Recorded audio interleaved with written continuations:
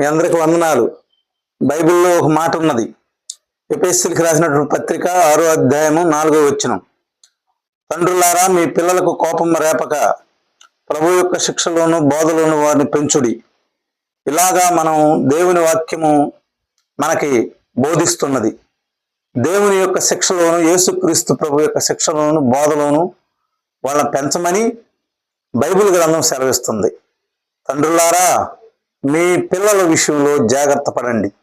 బాల్యదినముల నుండి, చిన్నప్పటి నుండి మీ యొక్క బిడ్డలను యేసుక్రీస్తు ప్రభు శిక్షలోను బోధలోను పెంచండి. అసలు తల్లిదండ్రులే యేసుక్రీస్తుని గురించి తెలుసుకోకపోతే మీరు ఎలాగ పెంచుతారు మీ యొక్క పిల్లలను యేసుక్రీస్తు ప్రభు శిక్షలోను బోధలోను? కాబట్టి మీరందరూ కూడా యేసుక్రీస్తు ప్రభు శిక్షలోను బోధలోను మీ పిల్లలను పెంచవలసినటువంటి అవసరం ఉన్నది. మరి ఈరోజు జరుగుతున్నటువంటి సంఘటన చూడండి. మరి చాలా మంది పిల్లలు మరి ఫోన్లు తీసుకుని మరి ఇష్టానుసారంగా ఆ ఫోన్లలో రకరకాలైనటువంటి వీడియోలు చూస్తూ మరి దేవునికి విరోధంగాను, అలాగే తల్లిదండ్రులకు విరోధంగాను మరి వాళ్ళు జీవిస్తున్నారు. వాళ్ళ మనసులో, వాళ్ళ ప్రవర్తన అంతా కూడా మరి ఈ లోకములో చెడ్డదిగా ఉంటుంది.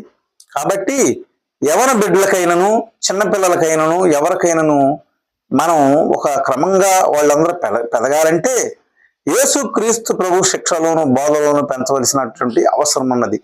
కాబట్టి మరి రాష్ట్రంలోను, దేశంలోను, ప్రపంచంలో ఉన్నటువంటి పిల్లలందరికీ తెలియపరిచేది ఏంటంటే, అయా మీ తల్లిదండ్రులకు లోబడి ఉండుడి, వాళ్ళు చెప్పే మంచి మాటలు వినండి. అలాగే తల్లిదండ్రులే చెడ్డగా జీవిస్తే మరి పిల్లలకి ఎలాగ మంచి చెబుతారు? వాళ్ళు త్రాగుబోతులుగాను, తిరుగుబోతులుగాను, లేకుంటే బీడీలు, సిగరెట్లు, ఆశికులు, పానపరాకులు వేసుకునేవారు గాను వాళ్ళు ఉంటే పిల్లలకు బోధించలేరు. కాబట్టి మీ తల్లిదండ్రులైనటువంటి మీరు మంచిగా ఉంటూ మీ పిల్లలకి మరి ప్రభు యేసుక్రీస్తు ప్రభు శిక్షలోను బోధలోను మీ పిల్లలను పెంచాలని మరి నా ప్రార్థన. మరి మీ అందరికీ వందనాలు.